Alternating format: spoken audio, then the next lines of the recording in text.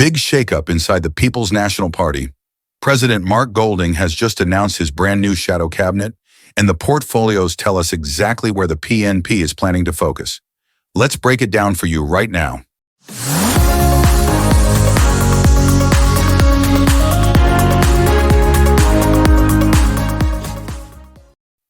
On Monday, PNP President Mark Golding officially rolled out the new shadow cabinet, presenting a strong and diverse team aimed at challenging the government and presenting alternative policies to the Jamaican people.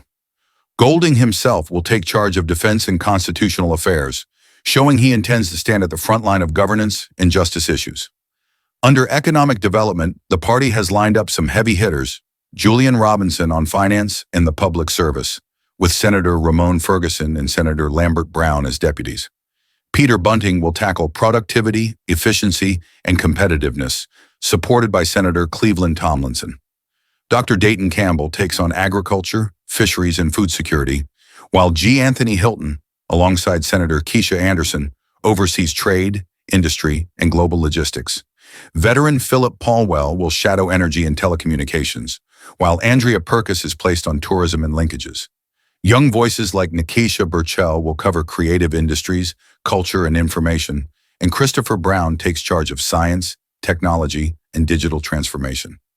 Dr. Angela Brown Burke will lead on social protection and transformation, with Senator Alan Bernard backing her.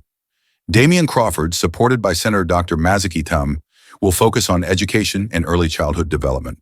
Dr. Alfred Dawes is assigned to health and wellness, while Wavell Hines handles labor and sports.